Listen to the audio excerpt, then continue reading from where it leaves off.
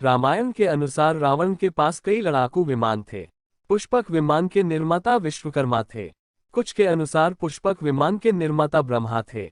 ब्रह्मा ने यह विमान कुबेर को भेंट किया था। कुबेर से इसे रावण ने छीन लिया। परंतु सच तो यह है कि विमान शास्त्र ऋषि भारद्वाज जी ने लिखा था और विश्वकर्मा जी ने पुष्पक विमान बनाया था। एक सच्ची घटना है कि जब भारतीय यूनिवर्सिटी का एक छात्र नासा को ज्वाइन करता है तब उसके अमेरिकन सीनियर ने उस भारतीय छात्र से पूछा कि भारत में कोई ऋषि भारद्वाज हुए थे क्या। छात्र ने कहा कि हुए थे। नासा के सीनियर ने कहा कि ऋषि भारद्वाज ने विमान शास्त्र नामक एक पुस्तक लिखी थी, वो हमें ला कर दो। इस पर उस भारतीय छात्र ने अपने घर संपर्क किया और विमान शास्त्र नामक पुस्तक की रिसर्च की गई और काफी मेहनत के बाद वो पुस्तक मैसूर के एक राजा की लाइब्रेरी में मिली और उसे अमेरिका नासा के पास भेज दिया गया। शायद उसी पुस्तक के आधार पर नासा विमान बनाता है। कृपया ऐसे ही रोचक वीडियो देखने के लिए चैनल को सब्सक्राइब करें और घंटी को टच करके ऑल को सिलेक्ट कर लें। अब जानते हैं पुष्पक विमान की खासियत। रामायण में वर्णित है कि रावण पंचवटी से माता सीता का हरण करके पुष्पक विमान द्वारा लंका लेकर आया था। रावण की मृत्यु के बाद विभीषण इसका अधिपति बना और उसने वापस इसे कुबेर को दे दिया। कुबेर ने इसे राम को उपहार में दे दिया था। राम लंका विजय के बाद अयोध्या इसी विमान से पहुंचे थे। उल्लेखनीय है कि लंका में लड़ाकू विमानों की व्यवस्था प्रहस्त के सुपुर्द थी। यानों में ईंधन की व्यवस्था प्रहस्त ही देखता था। लंका में सूरजमुखी पौधे के फूलों से तेल पेट्रोल निकाला जाता था।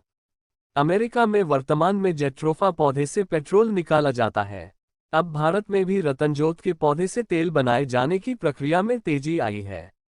लंकावासी तेल शोधन में निरंतर लगे रहते थे।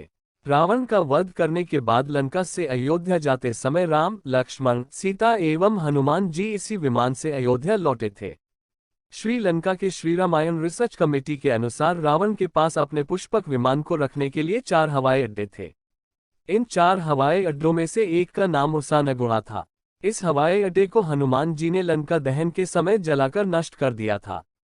अन्य 3 हवाई अड्डे गुरुलोपोथा, तोतुपोलकंदा और वारियापोला थे जो सुरक्षित बच गए। पुष्पक विमान की खासियत। वाल्मीकि रामायण के अनुसार पुष्पक विमान मोर जैसी आकृति का आकाशचर विमान था जो अग्निवायु की समन्वयी ऊर्जा से चलता था। इसकी गति तीव्र थी और चालक की इच्छानुसार इसे किसी भी दिशा में गतिशील रखा जा सकता था। इसे छोटा बड़ा भी किया जा सकता था। यह सभी ऋतुओं में आरामदायक यानी वातानुकूलित था। इसमें स्वर्ण खंभ, मणिनिर्मित दरवाजे, मणि स्वर्ण मसीलियां, वेदियां यानी आसन, गुप्तगृह, अट्टालिकाएं यानी कैबिन तथा नीलम से निर्मित सिंहासन यानी कुर्सियां थे। अनेक प्रकार के चित्र एवं जालियों से यह सुसज्जित था। यह दिन और रात दोनों समय गतिमान रहने में समर्थ था। तकनीकी दृष्टि से पुष्पक में इतनी खूबियां थीं जो वर्तमान विमानों में नहीं हैं। ताज़ा शोधों से पता चला है कि यदि उस युग का पुष्पक या अन्य विमान आज आकाश गमन कर ले तो उनके विद्युत चुंबकीय प्रभाव से मौजूदा विद्युत व संचार जैसी व्यवस्थाएं ध्वस्त हो जाएंगी। पुष्पक विमान के बारे में यह भी पता चला है कि वह उसी व्यक्ति से संचालित होता था जिसने विमान संचालन से संबंधित मंत्र सिद्ध किया हो, यानी कि इसको वही व्यक्ति संचालित कर सकता था जिसने इसके विषय में संपूर्ण ज्ञान लिया हो।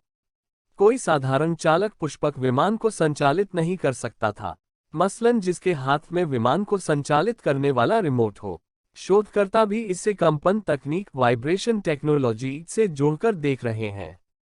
पुष्पक की एक विलक्षणता यह भी थी कि वह केवल एक स्थान से दूसरे स्थान तक ही उड़ान नहीं भरता था, बल्कि एक ग्रह से दूसरे ग्रह तक आवागमन में भी सक्षम था, यानी यह अंतरिक्ष यान की क्षमताओं से भी युक्त था। इस विवरण से जाहिर होता है कि यह उन्नत प्रौद्योगिकी और वास्तुकला का अनूठा नमूना था। आपको ये जानकारी कैसी लगी कृपया कमेंट करके बताएं। वीडियो देखने के लिए आपका धन्यवाद।